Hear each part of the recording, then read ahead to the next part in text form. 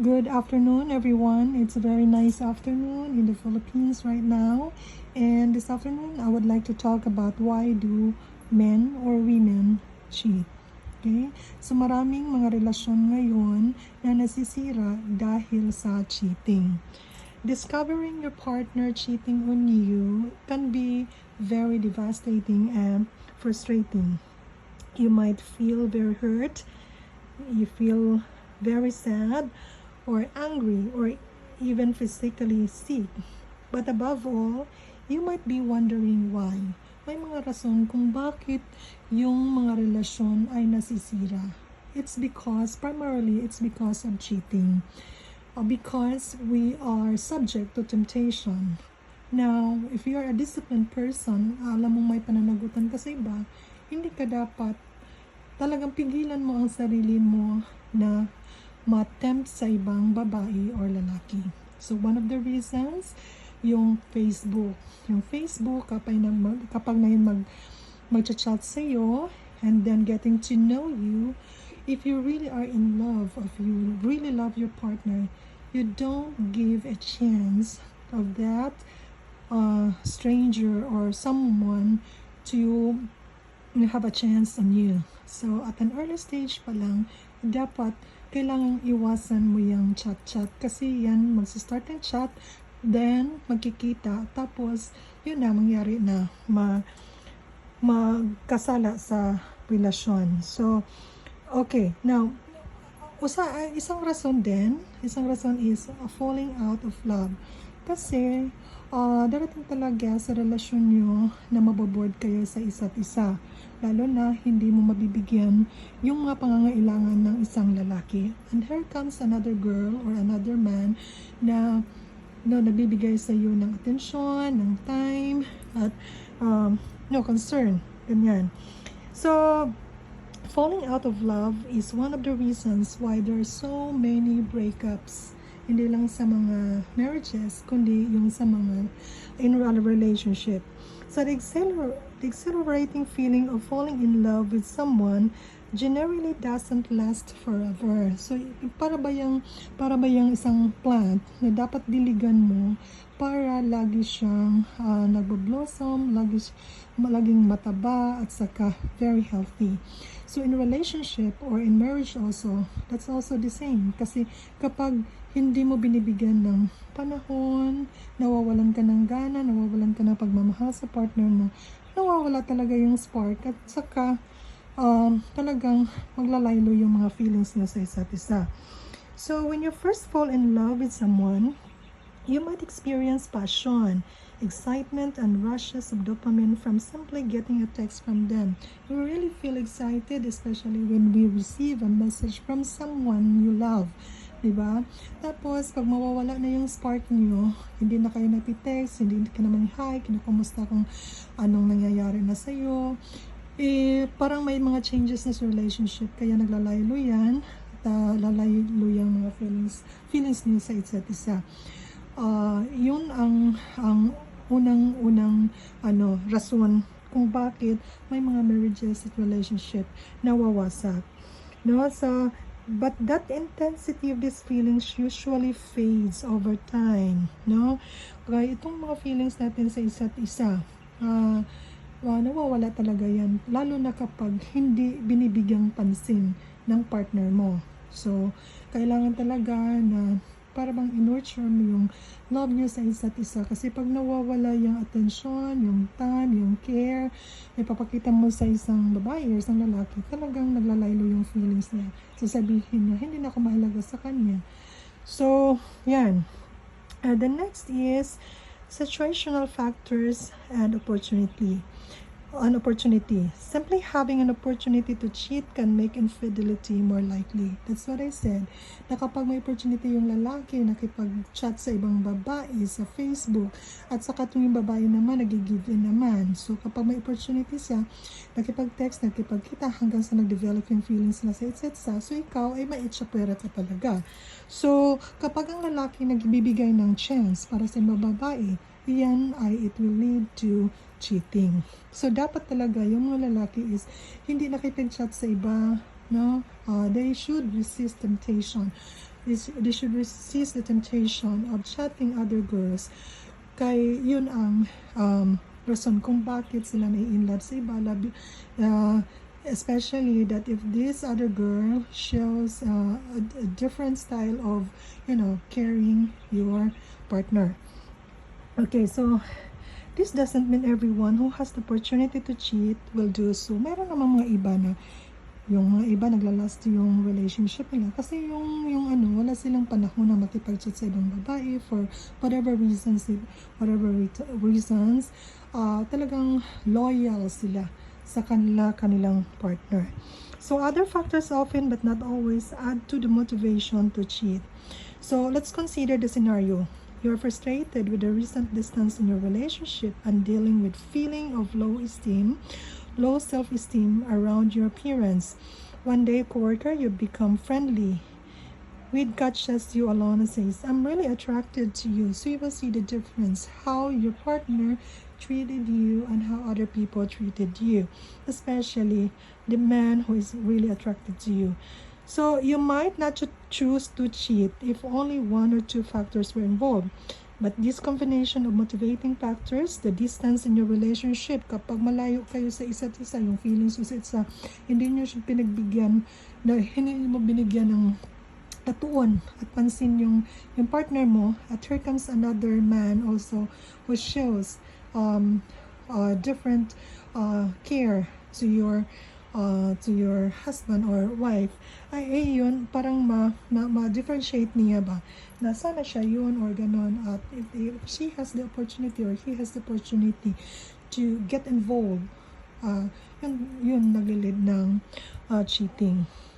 So the next is commitment issues. Some other boyfriends have these commitment issues. They're afraid of committing because, if they're committed to someone else, their life will revolve only to one person. People who have a hard time with commitment may be more likely to cheat in some cases, because those who cannot commit, who do not commit for a lifetime marriage or a lifetime relationship, they're most likely the people who can easily be tempted for cheating, because they are just trying different women, see to it that all that he has tried will meet the standards that he is looking. Okay, so it's possible for two people in a relationship to have very different ideas about relationship status, such as whether it's casual, exclusive, and so on. So it's also possible to really like someone and still fear making a commitment to them. So yung mga lalaki, minsan ay natatakot sila na magagapos yung buhay nila sa isang babae. So mayroon silang commitment issues. So another thing is unmet needs. So yung mga lalaki, mayroon silang pangangailangan na hindi binibigyan ng pansin ng babae. Sometimes one or both partners needs intimacy go unmet in a relationship. Kaya so busy itong babae, busy itong lalaki, sa kanilang mga trabaho and other commitments. Kaya yung needs ng partner mo ay hindi nami-met. Many people choose to stay in a relationship, often hoping things will improve, especially if their relationship is otherwise fulfilling. So yun makikita namin sa ating iba na successful yung mga marriages at relationships nila, because they are what I say is martyr. Ibig sabihin ay talagang tinitiis nila kasi for the sake of the children or for the sake of maybe the love for a partner. So let's say for example, ano ba yung mga needs na kailangan ma-meet ng isa't isa, no?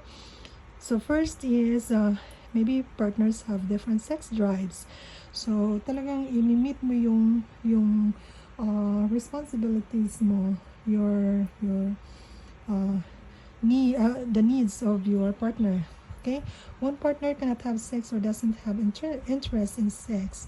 One or both partners often spend time away from home. So this is the yun, isa sa mga rason kung bakit nag-cheat is because they are far from each other. No, kasi yung babae pwede na makatiis yung babae na walang lalaki, pero yung lalaki hindi makatiis na walang babae. So another example of that is yung emotional needs mo.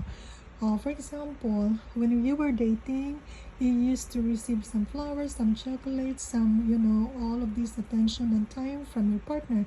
But then it changes over time. Lalo na nung nag-asawa na kayo, na less na yung time sa inyo, wala masyadong time, yung attention. Kaya, yung emotional needs mo ay hindi nami-met. Unmet emotional needs can also motivate infidelity. Emotional infidelity can be tricky to define, but it generally refers to a situation where someone invests a lot of emotional energy in someone besides their partner. So, kapag ikaw ay masyado kang, yung partner mo ay emotionally invested into other woman or other girl, ayun, ay parang nakikita mo na parang walang patutunguhan yung relationship nyo. Kaya, yun ang isang dahilan. Sexual desire. So, most men talaga, they are biologically, talagang may needs. They have their biological needs na, talagang meron silang mga sexual desires. Women also have, but mas mataas yung sexual desire ng lalaki kaysa babae. A simple desire to have sex can motivate some people to cheat. Yung lalaki na mahilig talaga siya sa sex. So, naghahanap talaga siya ng babae na makasatisfy sa needs niya. No? Other factors including opportunity or unmet sexual needs. For example, your wife doesn't give you enough sex that he needs, or he does not meet what he needs, biological needs. That is the reason why your partner, your husbands, find these needs in other girl. So, but someone who wants to have sex might also look for opportunities to do so without any other motivators.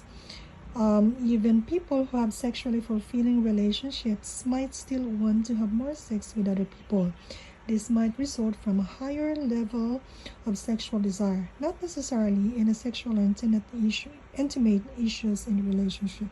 So, mayroong mga lalaki na promiscuous sila. Gusto nila iba't ibang babae nakaka-sex nila. It's because this is what their body needs maybe. No? It's their mental state, the emotional state, and their biological state, that they need different women with different passion or drives maybe. So that's one of the reasons why may cheating na nangyayari at nagre-result ng breakups. So another reason also is wanting variety of women. Ibig sabihin, parang sa food yan, different flavors. No? So, different flavors to satisfy your desire. In the context of a relationship, the desire for variety often relates to sex. For example, someone might be interested in trying types of sex that their partner isn't into, even though otherwise will match with their partner. So, kapag mayroon kayong sa asawa mo, mayroon kayong sex na ganito, tapos he is imagining with someone else na gusto siya na iba naman ang estilo. No, so that's it. And then we those who are cheating have low self-esteem, no? So mababa lang kumpiyansa nila sa sarili. So when I talk about low self-esteem, this is wanting a boost to self-esteem can also motivate infidelity. Having sex with a new person can lead to positive feelings. You might feel empowered, attractive, confident, or successful. Kapag, di ba, sa yung mga lalaki na may mga lalaki na mayayaman, marami silang babae. Kasi they feel very attractive or successful because they can attract, women of different styles. These feelings can build up your self-esteem. Many people who cheat because of self-esteem issues have loving, supportive partners who offer compassion and encouragement. So sometimes yung mababa yung kumpiyansa mo sa sarili, it's because yung yung partner mo ay hindi binabigyang pansin, no? At hindi loving at caring, at nakikita nila ito sa ibang babae kaya sila nag-cheat. Okay. And kasi receiving an admiration and approval from someone new, on the other hand, can seem different and exciting. It may seem more genuine to someone with low self-esteem, who might assume that the new person has no relationship obligation to lie or exaggerate. That is the reason. Those are the reason I can think why men usually cheat. So, yun lang po sa ngayon.